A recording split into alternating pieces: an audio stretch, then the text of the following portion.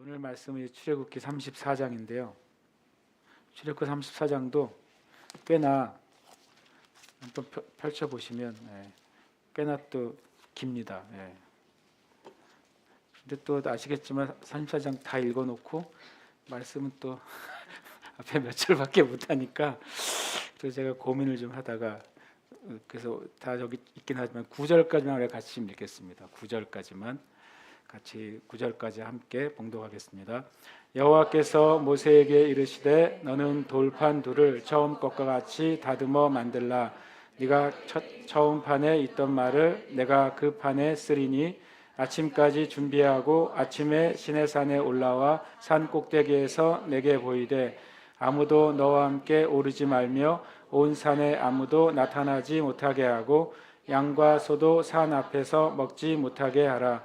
모세가 돌판 둘을 처음 것과 같이 깎아 만들고 아침에 일찍이 일어나 그 두 돌판을 손에 들고 여호와의 명령대로 시내산에 올라가니 여호와께서 구름 가운데 강림하사 그와 함께 거기 서서 여호와의 이름을 선포하실세. 여호와께서 그의 앞에서 지나시며 선포하시되 여호와라 여호와라 자비롭고 은혜롭고 노하기를 더디하고 인자와 진실이 많은 하나님이라. 인자를 천대까지 베풀며 악과 과실과 죄를 용서하리라. 그러나 별을 면제하지는 아니하고 아버지의 악행을 자손 3, 4대까지 보응하리라. 모세가 급히 땅에 엎드려 경배하며 이르되 주여 내가 주께 은총을 입었거든 원하건대 주는 우리와 동행하옵소서. 이는 목이 뻣뻣한 백성이니이다. 우리의 악과 죄를 사하시고 우리를 주의 기업으로 삼으소서. 아멘. 쭉 넘어가 보겠습니다. 오늘 이제 말씀은 이제 새 돌판 새 언약이라는 주제로 출애굽기 34장을 제가 이제 잡았습니다. 함께 읽어볼까요? 시작. 새 돌판 새 언약. 우리가 이제 32장, 33장 지나가면서 하나님은 이제 모세에게 그 언약의 말씀, 율법의 말씀, 십계명을 주시는데 그 40일 동안 이스라엘 백성은 40일이 지난 다음에 모세도 다시 나타나지 않고 하나님도 아무런 말씀도 없으시니까 그들이 아론에게 이제 새로운 신을 만들어 달라고 하는 영적인 역모를 꾀하죠. 그리고 그들이 그대로 그렇게 하죠. 하나님이 주신 그 물질을 가지고 우상을 만듭니다. 그리고 모세는 내려와서 그 우상의 문제를 죄의 문제를 처리하고 그때 하나님께 헌신한 레위 지파는 하나님께 헌신된 백성이 됩니다. 이런 과정을 지난 다음에 모세가 다시 이제 올라가게 돼요.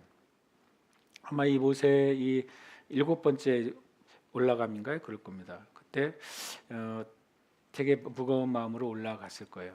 첫 번째 주님이 이제 올라갔을 때 이렇게 말합니다. 모세 여호와께서 모세에게 이르시되 이 말은 말씀을 보면 이제 올라가서 하신 말씀이 아니라 회막에서 하신 말씀이라고 봐야 되죠. 너는 돌판 둘을 처음과 같이 다듬어 만들라. 네가 깨트린 처음 판에 있던 말을 내가 그 판에 쓰리니라고 말씀하십니다. 첫 번째 하나님이 직접 이렇게 다듬어 주시고 새겨 주신 그 두 돌판은 이스라엘 백성의 죄로 말미암아 깨지게 되죠. 그러니까 첫 언약이 깨진 거예요. 어떤 면에서는요. 하나님이 주신 첫 번째 언약의 돌판이 깨지게 되죠. 마치 이제 이게 역사적으로도 그 일이 반복된다는 사실을 알 수 있어요. 항상 하나님이 첫 번째 에덴 동산을 만드시고 하나님이 약속을 주셨잖아요. 그리고 주신 계명이 첫 번째 계명이 뭐라 그랬어요? 다 되는데 동산 중앙에 있는 선악을 알게 하는 나무의 실과를 따먹지 말라. 그러니까 성경상으로 첫 번째 계명은 딱 그거 하나였어요. 그 계명 하나이면서 유일한 계명이었는데 그게 깨지죠.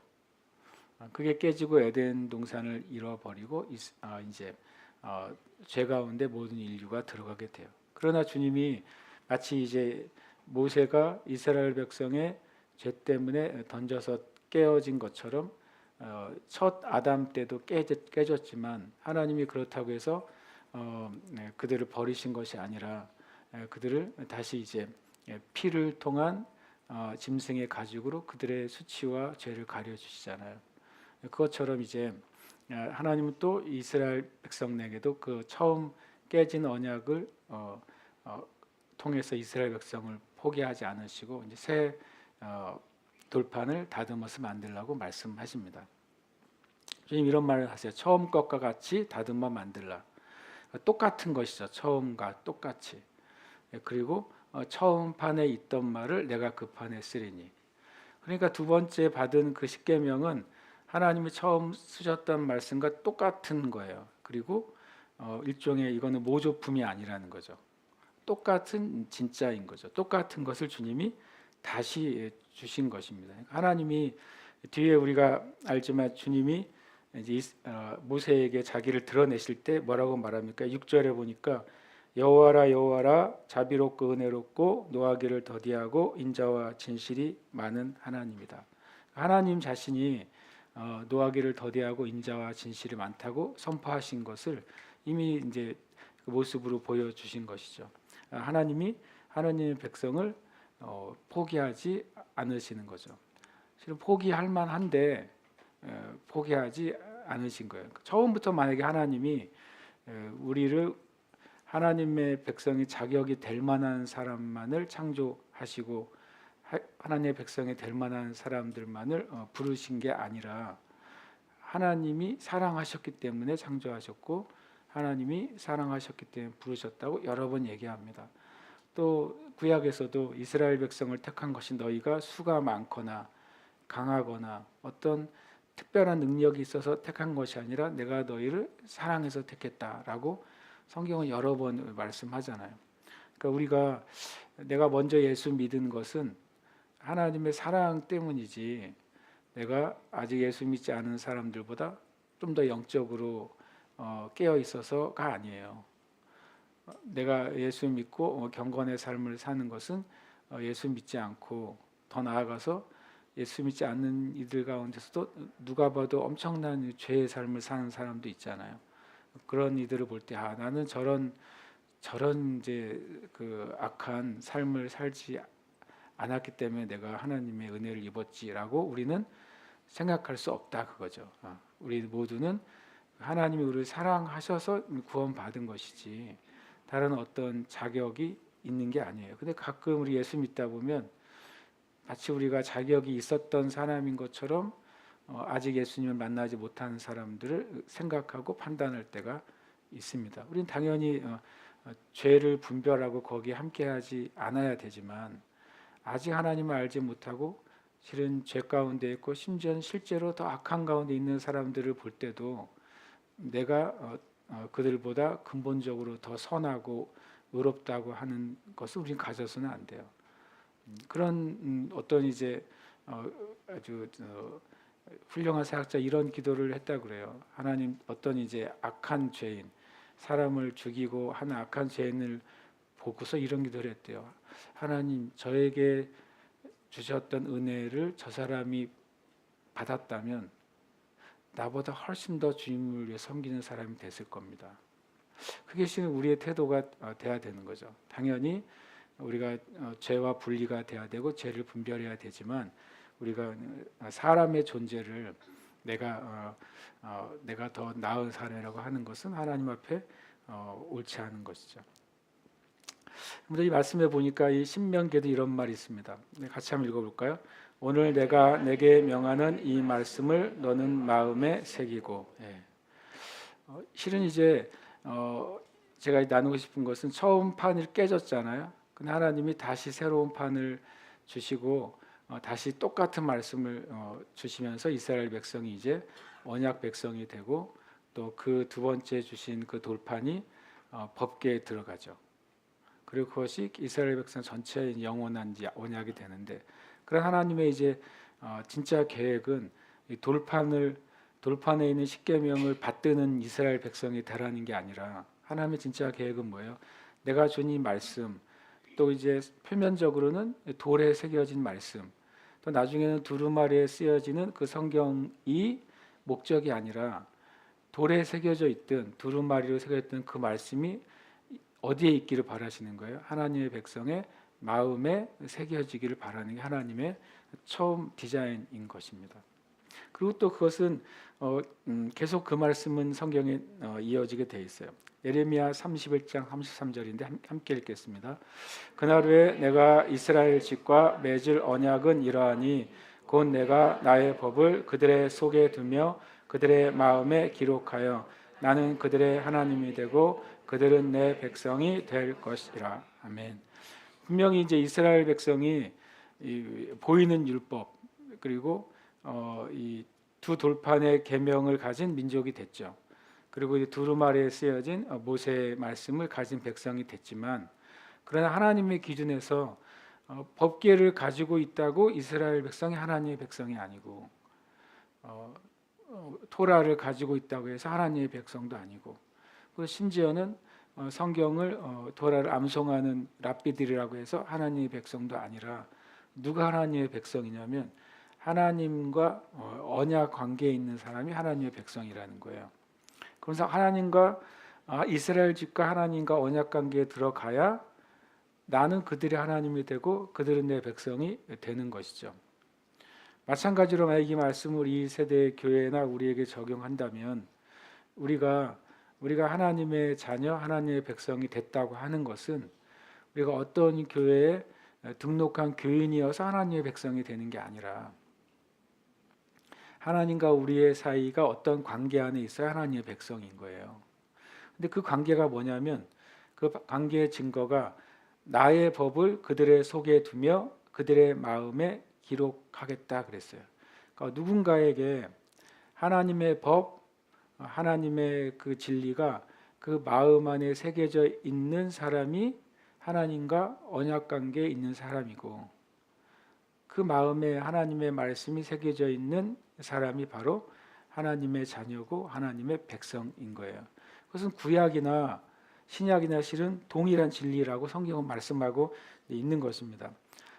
다시 한번 읽겠습니다. 시작.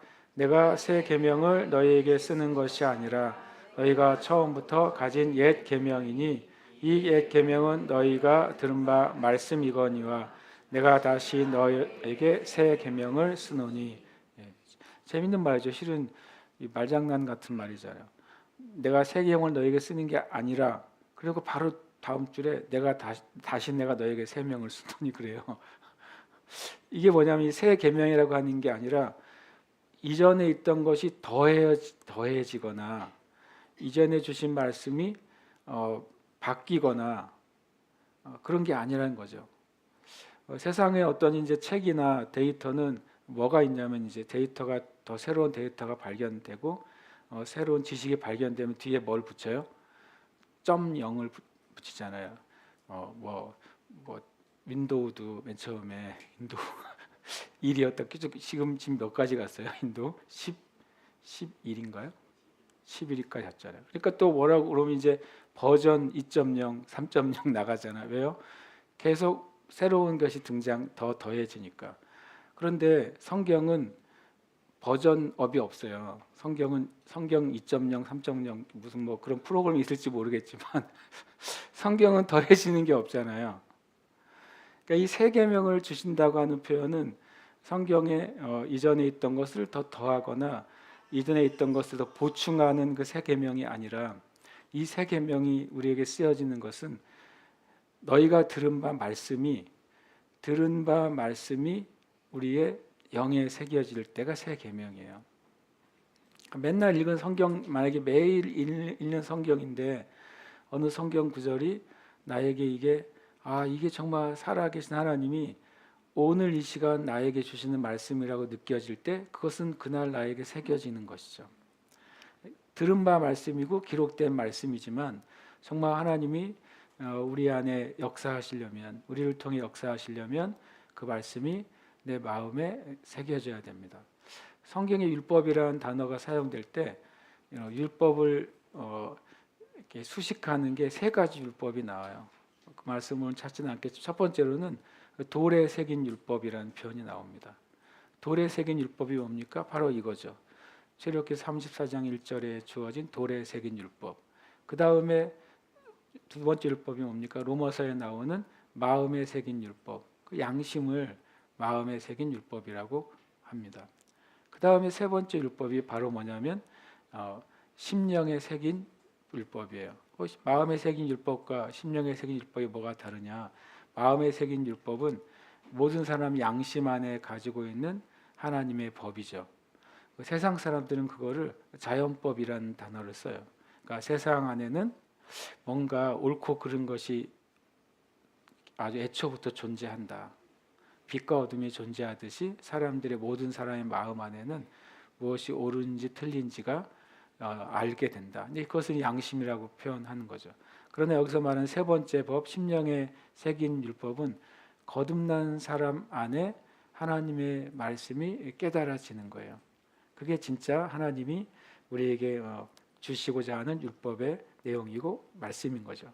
그래서 이 첫 언약, 첫 계명이 결국에는 똑같은 내용인데 예수 그리스도 안에서 그것이 우리에게 새 계명, 새 언약이 되는 것입니다. 그러니까 이 모든 말씀은 구약에 있는 말씀이든 신약에 있는 말씀은 이것이 1000년 전에 기록된 어떤 성경이든 또는 2000년 전에 기록된 최소한 2000년은 됐네요.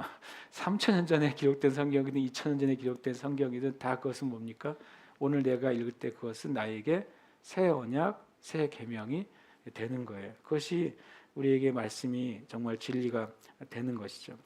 그리고 이제 2절에 이렇게 말씀하세요. 이 새 언약을 또 이 새 돌판을 모세가 받기 위한 준비를 얘기해 주세요. 아침까지 준비하고 아침에 시내산에 올라가 산 꼭대기에서 내게 보이되 아무도 너와 함께 오르지 말며 온 산에 아무도 나타나지 못하게 하고 양과 소도 산 앞에서 먹지 못하게 하라. 이게 되게 단순한 것 같이 처음 느꼈는데 저희 말씀 읽다 보니까 그냥 이 이스라엘 온 백성에게 주시는 언약이고 약속이지만 그리고 이 약속이 또 대대로 모든 하나님의 백성에게 주어진 말씀이지만 처음에는 딱 한 사람이 받은 거예요. 그리고 그 한 사람이 하나님 앞에 준비되었을 때 그것을 받게 된 거예요. 아침까지 준비하고 올라와서 내게 나오라라고 말하는 거죠. 그럼 제가 이제 이 묵상을 이렇게 하게 됐어요. 내가 하나님 앞에 하나님이 세상을 바꾸시기 위해서든 하나님이 교회를 바꾸시기 위해서든 하나님이 이 세대를 바꾸시기 위해서든 하나님이 무엇인가를 이 땅에 풀어 놓으시려면 한 사람의 경건이 필요하다는 사실을 제가 묵상하게 됐어요. 이 모세 한 사람이요. 모세 한 사람이 준비되고 하나님 앞에 정말 하나님 앞에 그 단독자로 서 있는 거예요. 그 산 꼭대기에서 단독자로 서 있죠. 그러면서 3절에 말합니다. 아무도 함께하지 마라. 또 온 산에 아무도 나타나지 못하게 하라. 심지어는 양과 소도 못하게 하라. 그러니까 이 시내산 전체에 딱 한 사람만 존재하는 거예요. 누구냐면 모세 한 사람이죠. 그리고 이 시내산 전체에 한 사람 존재하는 그 모세에게 하나님 한 분이신 하나님이 임하시는 거예요. 그래서 우리는 개인으로 하나님을 만납니다. 예배 때 우리가 하나님의 임재가 교회 회중 가운데 예배 가운데 임하죠. 그런데 그 임재가 임할 때 그 임재의 은혜를 받는 것은 또 개인이어야 되는 거죠. 개인이어야 돼요. 구원은 개인이잖아요. 구원은 개인이 하나님을 만나고 개인이 하나님께 자신의 죄를 고백하고 그 자신이 하나님께 믿음을 고백할 때 그것이 구원이 임하는 거예요. 그래서 제가 한 번 더 깨닫게 됐어요. 교회 공동체일수록 그리고 이 세대 가운데 하나님의 은혜와 부흥이 필요하면 필요할수록 진짜 필요한 건 뭐냐면 개인의 경건이에요. 한 사람의 경건이 진짜 필요해요. 한 사람의 경건. 왜냐하면 실은 모든 어떤 집회나 예배나 설교나 어떤 단위가 크든 작든 연합이나 집회에 그 목적은 뭐가 돼야 되냐면요. 거기에 참여한 사람들의 경건의 수준이 높아져야 돼요. 그냥 나 어느 집회 갔다 왔어. 그 집회 갔더니 뭐 엄청 막 은혜가 많고 뭐 막 기적도 일어나고 대단했어. 근데 문제는 나죠. 그 집회에 참여하고 그 놀라운 은혜를 맛봤던 나의 경건이 깊어졌는가 이거예요. 내가 많은 은혜를 경험하고 많은 어떤 자리에 참여하고 어떤 거기에 있었다 할지라도 경건이 뭐냐면 내가 하나님과의 만남이잖아요. 내가 하나님을 만나고 하나님을 알아가는 것이 깊어지지 않았다면 내가 그 집회에 참여한 게 나에게 어떤 유익이 있겠어요. 심지어는 막 뭐 어떤 집회에 참여해서 다 막 입신했다고 쳐보세요. 입신을 경험했어 내가. 근데 그 뒤에 그 사람이 하나님과의 관계 깊은 경건의 삶이 깊어지지 않는다면 그 입신의 경건조차 무슨 유익이 있겠어요? 유익이 없는 거예요. 그래서 제가 그렇구나. 어, 어, 교회가 하나님 앞에 더 세워지면 세워질수록 더 필요한 것은 정말 개인의 경건이다. 또 하나님이 이 땅에 부흥을 부으시고 교회를 부흥케 하시는 만큼 더 필요한 것은 개인의 경건인 거예요. 당연히 그 안에 목회자의 경건이 당연히 필요하죠. 이 개인이 경건이 깊어지거나 자라남이 없이는 실제적인 진짜 부흥은 없는 거예요. 뭐 극단적으로 교회 성도가 10,000명인데 진짜 개인적으로 주님을 만나고 기도하고 예배하는 사람이 100명이라면 하나님의 눈에는 100명인 교회인 거예요. 그래서 이런 하나님과의 개인의 경건과 친밀함과 만남이 있는 사람들이 또 모여서 예배할 때 그 예배는 더 은혜가 부어지는 게 당연하고 그 예배를 통해 더 깊은 경건으로 개인이 나아가는 거죠. 경건이 깊어지고 하나님과 만남이 깊어진 그 개인을 통해 하나님은 실은 세상을 바꾸시는 거잖아요. 교회가 큰 부흥이 일어났다고 당장 세상이 바뀌어지나요? 아닙니다. 교회가 부흥이 우리가 흔히 말할 때 교회 부흥이 임한 결과로 그 도시가 바뀌었어요. 이 말을 우리가 오해하면 안 돼요. 교회가 만약 수가 많아졌다고 도시가 확 바뀌는 게 아니라 그 부흥한 교회 안에 있는 누가요? 개인이 그 삶 가운데 삶이 바뀌는 것을 통해서 그 도시가 바뀌어야죠. 그 교회 가운데 또 그 집회 가운데 그 예배 가운데 하나님을 만난 그 개인의 하나님과의 만남과 경건이 깊어져서 경건의 능력이 그가 살아가는 가정에 임해서 가정이 바뀌는 거고 경건의 능력이 그가 다니는 직장이나 사업장에 임해서 그 직장과 사업장이 바뀌는 거고 또 경건의 능력이 그가 어떤 공무를 수행하는 위치에 있다면 그 공무에 수행할 때 그의 삶이 바뀌어서 그 영역이 바뀌는 거지. 교회가 커져서 도시가 바뀌었다. 그게 사실이긴 사실이지만 중간 단계를 우리가 상실해요. 그냥 교회 부흥이면 하면 도시가 마치 마술처럼 싹 바뀐다고 생각해요. 그런 일은 한 번도 없었어요, 역사 가운데. 그리고 없었는데 있는 것처럼 착각하는 거예요. 그렇지 않습니다. 제가 한 말이 맞을 겁니다. 아마. 생각해 보시면 하나님은 그런 방식을 사용하시는 거예요. 그래서 우리가 내가 하나님 앞에 1대1의 관계로 있어야 돼요. 그리고 하나님 앞에 내가 1대1로 나아가는 삶이 풍성해져야 돼요. 그러니까 여러분에게 제가 묻습니다. 진짜로 말씀 몇 장 있느냐가 아니라 BIR 잘 하셨어요? 이게 아니라 내가 하나님의 말씀 앞에서 내가 하나님과 만나려고 하고 있는가. 이 기록된 말씀이 이 말씀이 내가 읽을 때 지금 하나님 나에게 말씀하시는 거잖아요.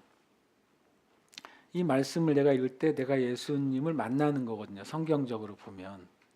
그러면 내가 그렇게 말씀을 읽으려고 그런 마음의 태도를 갖고 있느냐 그거예요. 그렇게 마음의 태도를 갖고 있을 때 말씀을 잘 모르는 문장도 우리는 주님이 있는 것이 사실인 걸 내가 알면 모르는 걸 읽으면서도 어떻게 하겠어요? 주님께 묻겠죠. 아, 이 말씀이 난 이해가 안 돼요. 안 되지만 다음 절로 갈게요. 그럴 수도 있고 어쨌든 하나님과 내가 성경을 읽는 게 종교 행위가 되면 그건 경건이 아니에요. 내가 성경을 읽는 게 내가 이제 해치워야 될 어떤 업무가 되면 그거는 경건이 아니란 말이에요. 결국에는 하나님 앞에 내가 단독자로 나아가는 삶의 그 양과 질이 풍성해질수록 진짜 부흥을 경험하는 것입니다.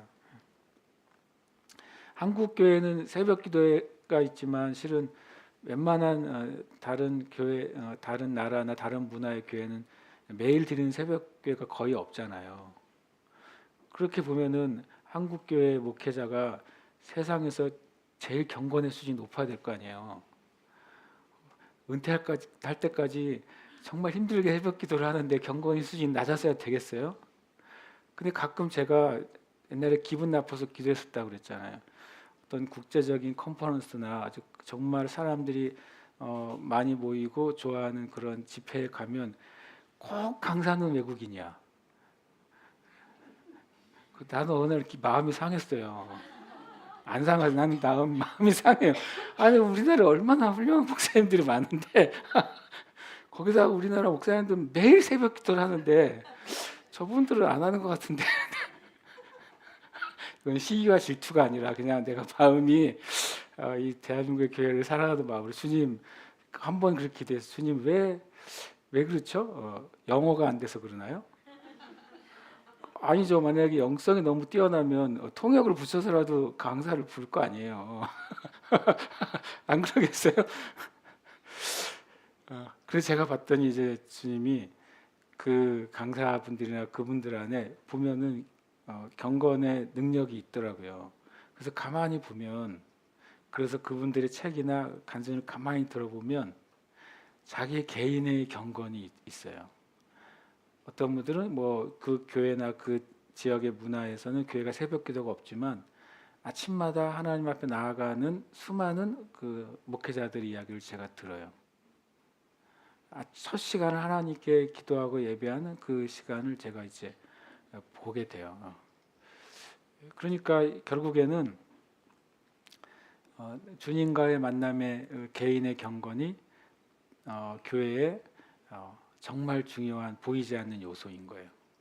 그럼 교회가 할 수 있는 또 이제 저 같은 목회자가 할 수 있는 최고의 사역이 있다면 뭐냐면 교회 성도들의 개인의 경건을 도와줄 수 있는 어떤 일을 할 수는 있는 거죠. 개인의 경건이 깊어질 수 있는 교회의 어떤 사역을 해야 돼요. 개인의 경건이 깊어질 수 있는 훈련을 해야 돼요. 개인의 경건이 깊어질 수 있는 가르침을 해야 돼요. 겉으로는 뭐 엄청 재밌고 좋은 뭐 사역이나 프로그램이나 그것이 있는데 그것이 다 끝난 다음에 성도들은 오늘 뭐 좋았네. 그리고 집에 가서 자기가 할 거 하는 거예요. 자기가 집에 가서 이제 씻고 게임도 하고 씻고 넷플릭스 영화도 보고 씻고 유튜브도 하고 씻고 다른 친구 만나러 놀러도 가고 그거는 이제 실패한 거죠. 그 사역은 실패한 거예요. 제가 보기에. 그래서 고민이 많이 생겼어요. 제가 이 말씀을 묵상하다가 결국엔 저도 제 개인의 경건이 제일 중요한 거예요. 여러분도 여러분의 경건이 중요해요. 그래야 이 교회에 주님이 무엇인가 일하실 수 있는 준비가 되는 거예요. 제가 여기서 교회사 열심히 하지만 그냥 다시 재밌게 읽는다고 그랬잖아요. 그래서 어쨌든 모든 신학이나 교단과 상관없이 교회의 역사 가운데 가장 크게 지대한 영향을 준 신학자는 어거스틴이에요. 뭐 공식 명칭이 아우구스티누스 이렇게 나오는데 어거스틴이라는 히포의 어거스틴 서양인이 아니죠. 오히려 저기 중동에 가까운 이제 어거스틴이라는 인물인데 그 인물을 보면은 되게 신기해요. 왜냐하면 어렸을 때는 하나님 알지 못했고 그리고 꿈이 성공하는 거였어요. 그래서 수사학을 배워서 이제 법률가가 되거나 남들 앞 정치가가 되는 게 소원이었던 사람. 그래서 히포라는 도시에 와가지고 근데 하는 일이 뭐였냐면 요즘이었으면 뭐 프로그램에 나올만 할 것 같네요. 예. 뭐 고딩 아빠 뭐 이런 나갈 수 있을 것 같아요. 17살에 애를 낳았으니까. 오거스틴이 17살에 동거하는 여인으로부터 첫 아이를 낳습니다. 그리고 뭐 행복하게 잘 살아요. 그러다가 나이가 많이 들어가지고 그 어머니 모니카가 끊임없이 아들을 위해 기도하죠. 그래서 어거스틴 안에 이런 저런 학문도 연구하고 또 마니교라는 어떻게 보면 이제 사이비 종교죠. 거기에도 몸을 담아서 8년인가 9년간 거기서 이제 깊이 연구를 하고 그러다 마음 깊은 곳에 이건 진리가 아니다. 내가 원하는 진리가 아니고 내가 원하는 진짜 삶이 아니라는 그런 마음의 영혼의 갈증이 일어나서 고민하고 있다가 이제 이제 히포에 있는 어느 작은 정원 안에 들어가서 하나님께 묻는 거예요. 내 마음은 괴로운데 이렇게 표현했어요. 내가 하나님께 가고자 하는 것도 나의 의지고 하나님께 온전히 맡기기 싫은 것도 내 의지다. 근데 그게 참 적절한 표현이에요. 내가 주님을 위해 온전히 살고 싶은 마음도 우리 마음의 의지인데 한편으로는 그렇게까지는 살고 싶지 않은 것도 우리의 의지라는 거죠.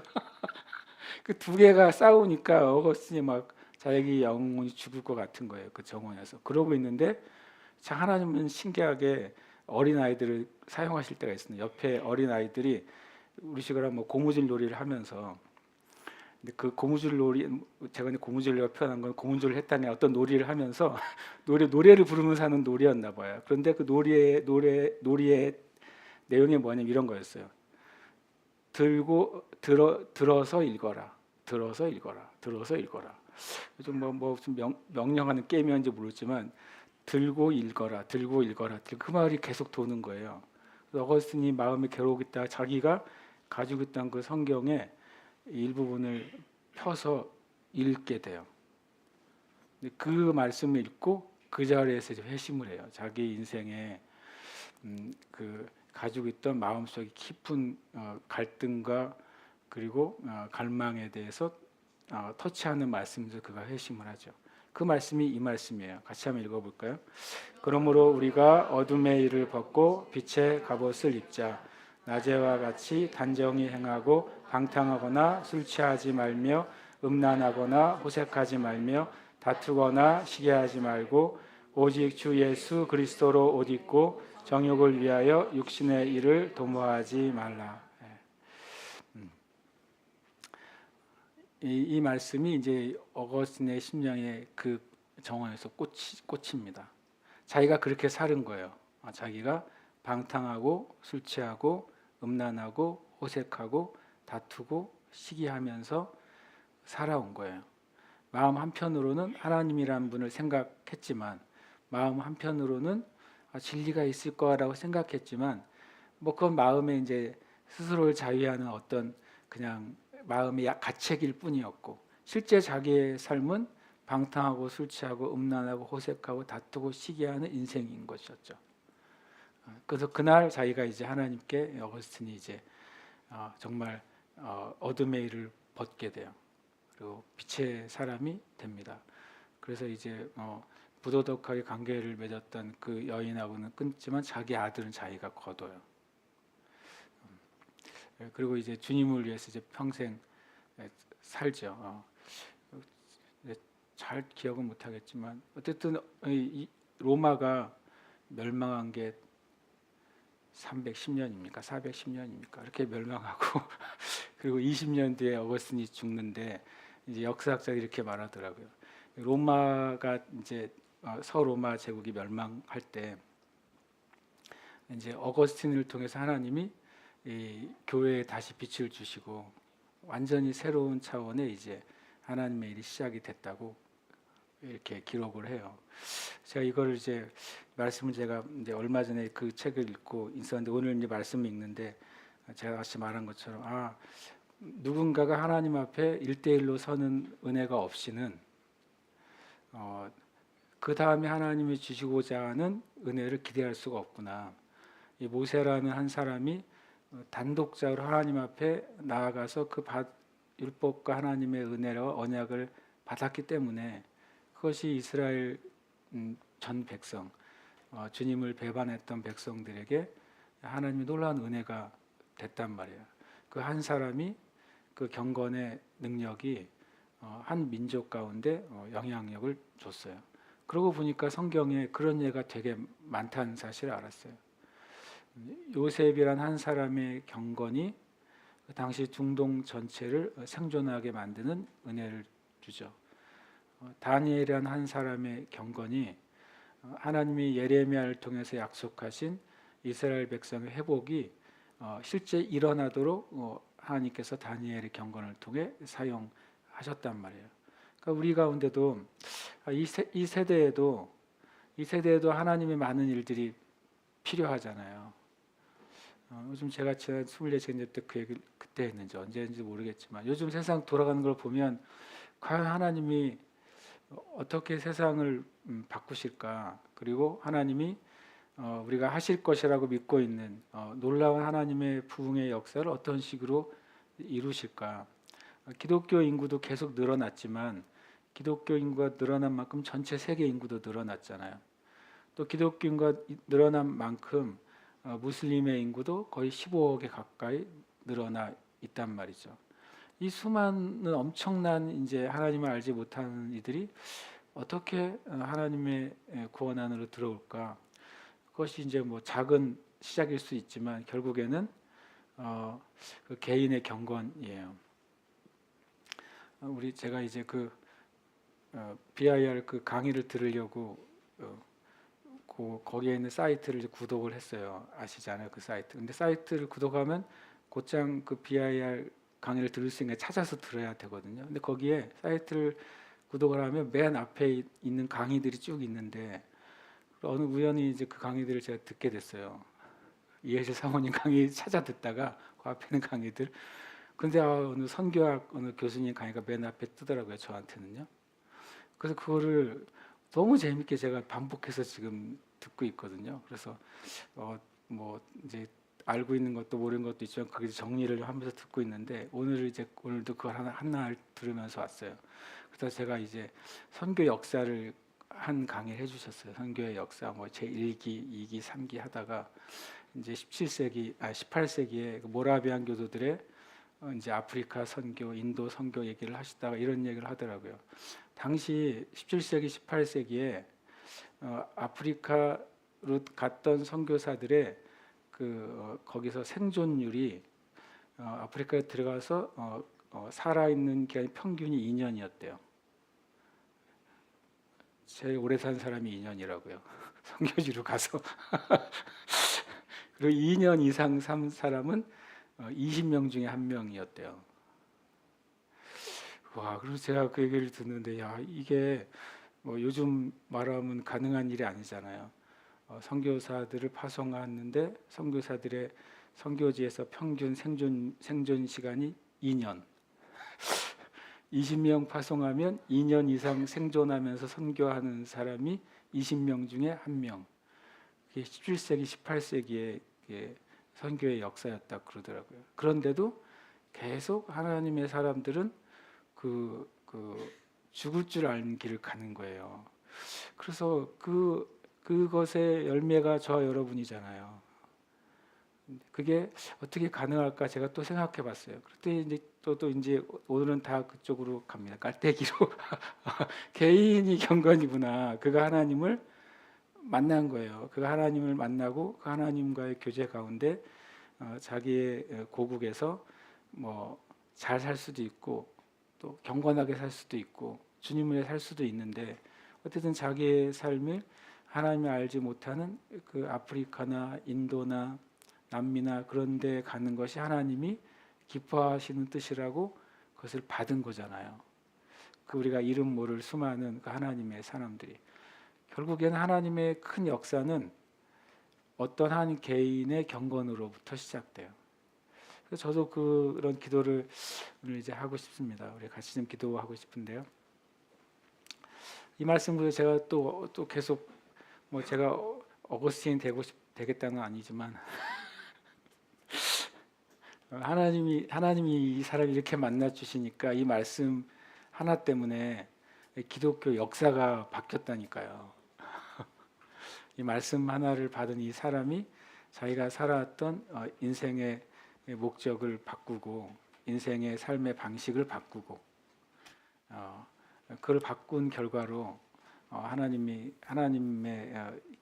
놀라운 역사를 세상 가운데 풀어 놓으셨잖아요. 그러면 하나님 지금도 그 일을 하시겠구나라고 제 결론을 내린 거예요. 지금도 뭐 전쟁과 전쟁의 소문이 끊어지지 않은 시대에 있고 어느 한 나라를 봐도 문제 없는 나라나 민족이 있겠어요? 없잖아요. 예전에는 좀 어느 나라가 문제가 있으면 뭐 이렇게 이민 가면 좀 그 문제에서 벗어나겠지라고 하는 시기도 있었대요. 근데 요즘은 그런 시기가 아니에요. 뭐 어느 나라로 이민을 가면 문제 없는 나라가 있겠어요? 없어요. 그래서 제가 이런 시기에 우리가 살고 있는데 어떻게 하나님이 세상을 바꾸시고 하나님이 약속하신 그 역사를 이루실까? 처음에는 어떤 놀라운 하나님의 단체가 일어날까? 어떤 놀라운 무브먼트나 운동이 일어날까? 이렇게 생각을 해봤어요, 제가. 그런데 그게 일어날 수도 있겠죠. 그렇지만 오늘의 제 결론은 결국에는 어떤 한 사람이 하나님과의 깊은 만남과 경건과 주님과의 교제 가운데서 나오는 그 주님의 뜻을 받들 때 그때 그 일이 시작되겠구나라는 사실을 제가 이제 오늘 좀 생각하게 됐어요. 그 한 사람이 누구여야 됩니까? 우리 자신이어야 되죠. 우리가 다 열방으로 나가지 않을 수는 있잖아요. 우리가 다 큰 사역을 하라고 부르시지 않았을 수도 있어요. 그러나 하나님은 우리 모두를 구원하셨다면 우리 모두를 통해 하나님이 일하시기를 원하십니다. 그게 하나님 마음이죠. 10명을 구원해 놓으시고 9명은 구원받은 것만 만족해. 나 1명 가지고만 일할래. 그럴 하나님이 아니시잖아요. 하나님 우리를 구원하셨다면 우리 한 사람 한 사람을 향한 진짜 하나님의 선한 일이 있다고 요즘은 더 제가 굳게 믿어져요. 이전보다 더 그게 믿어지는 것 같아요. 하나님의 정말 한 사람 한 사람을 향한 진짜 귀한 일이 있다. 그것을 우리가 믿어야 돼요. 그래서 저는 그것이 믿어집니다. 그리고 저를 향해서도 믿어지고 여러분을 향해서도 믿어집니다. 하나님 여러분을 통해서 정말 하나님의 일을 하실 거예요. 그것을 믿으십시오. 세상은 어떤 일을 하다가 이제 그 일을 다 끝나면 은퇴한다 그래요. 은퇴. 누가 만들어낸 놀라운 단어인지 모르겠지만 우리가 예수님 믿는 데는 은퇴가 없잖아요. 은퇴의 개념은 이제 하던 일을 멈추고 쉬는 거지만 예수님 믿는 게 쉬는 게 어디 있겠어요, 그렇죠? 그래서 우리가 이 말씀을 한 번 더 읽고 우리 안에 아직 해결하지 않은 어둠의 일이 있다면 지금 오늘 이 시간 제가 예수님 안에서 그것을 벗겠습니다. 제가 낮에와 같이 단정히 행한다고 하는 것은 누가 보더라도 내 삶은 하나님 앞에서나 사람 앞에서나 바른 것을 말하는 거예요. 하나님 우리 그렇게 살기를 원하십니다. 오직 주 예수 그리스도로 옷 입고, 주 예수 그리스도로 옷 입는 게 뭡니까? 예수님처럼 생각하고 예수님처럼 말하고 예수님의 방식으로 살아가는 거예요. 그게 예수님처럼 옷 입는 거죠. 군인의 옷을 입으면 군인의 삶을 사는 게 정상인 거잖아요. 예수님으로 옷 입으면 예수님의 방식으로 살아야 됩니다. 우리가 이 시간 말씀 한 번 더 읽고 기도하십시다. 말씀 읽겠습니다. 그러므로 우리가 어둠의 일을 벗고 빛의 갑옷을 입자. 낮에와 같이 단정히 행하고 방탕하거나 술 취하지 말며 음란하거나 호색하지 말며 다투거나 시기하지 말고 오직 주 예수 그리스도로 옷 입고 정욕을 위하여 육신의 일을 도모하지 말라. 아멘.